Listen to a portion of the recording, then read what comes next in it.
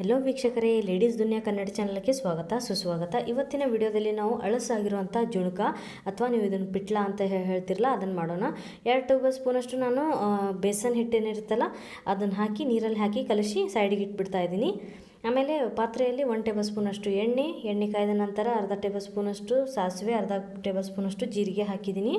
ಬೆಳ್ಳುಳ್ಳಿಯನ್ನು ಈ ಥರ ಸ್ವಲ್ಪ ಕ್ರಷ್ ಮಾಡ್ಕೊಂಡು ಹಾಕಿಬಿಡೋಣ. 6 ರಿಂದ 7 ಒಂದು ಮೀಡಿಯಮ್ ಸೈಜ್ದಷ್ಟು ಉಳ್ಳಾಗಡ್ಡಿ ಈ ಥರ ಚಿಕ್ಕ ಚಿಕ್ಕದಾಗಿ ಕಟ್ ಮಾಡಿಕೊಂಡು ಚೆನ್ನಾಗಿ ಫ್ರೈ ಮಾಡ್ಕೋನು.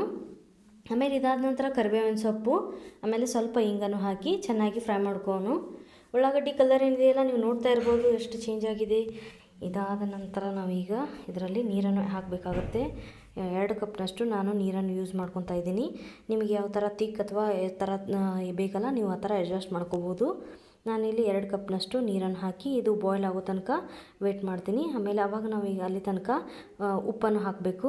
ರುಚಿಗೆ ತಕ್ಕಷ್ಟು 2 ಟೇಬಲ್ ಸ್ಪೂನಷ್ಟು ಅಚ್ಕಾರದ ಪುಡಿ, ಅರ್ಧ ಟೇಬಲ್ ಸ್ಪೂನಷ್ಟು ಹಲ್ದಿ ಪೌಡರ್, ಅರಿಶಿಣದ ಪುಡಿ ಅಂತ ಹೇಳ್ತೀವಲ್ಲ ಅದು ಹಾಕಿ ಇಲ್ಲಿ ಬಾಯ್ಲ್ ಆಗೋ ತನಕ ತಡಿಯೋನು. ಬೆಲ್ಲ ಕೂಡ ಹಾಕ್ಬೋದು, ಇದು ಆಪ್ಷನಲ್.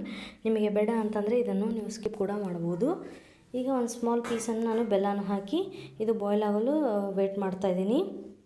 ಇದು ಬಾಯ್ಲ್ ಆಗಿ ಚೆನ್ನಾಗಿ ಒಂದು 4 ರಿಂದ 5 ನಿಮಿಷ ಕುದ್ದಾದ ನಂತರನೇ ನಾವು ಬೇಸನ್ ಹಿಟ್ಟು ಏನು ಕಲಸಿ ಇಟ್ಟಿದ್ದೀವಲ್ಲ ಇದು ಕೂಡ ಈ ಥರ ಗಂಟಾಗಿರೋ ಬೆಲ್ಲ ಕಲಸಿ ಚೆನ್ನಾಗಿ ಸ್ಮೂತ್ ಮಾಡಿಕೊಂಡು ಹಾಕಬೇಕು.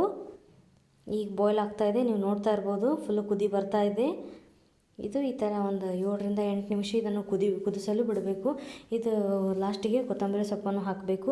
ಇದು ಏನಿರುತ್ತಲ್ಲ ಬೇಸನ್ ಹಿಟ್ಟು ಹಸಿ ಇರುತ್ತಲ್ಲ, ಸೊ ಇದಕ್ಕೆ ಜಾಸ್ತಿ 7 ರಿಂದ 8 ನಿಮಿಷ ಆದಷ್ಟು ಹೆಚ್ಚಿಗೆ ಕುದಿಸಿ ಚೆನ್ನಾಗಿ ಇದನ್ನು ಪ್ರಿಪೇರ್ ಮಾಡ್ಕೋಬೇಕು. ಇದನ್ನು ನೀವು ಚಪಾತಿ, ರೊಟ್ಟಿ ಜೊತೆ ಮತ್ತು ಅನ್ನದ ಜೊತೆ ಕೂಡ ಸರ್ವ್ ಮಾಡ್ಬೋದು.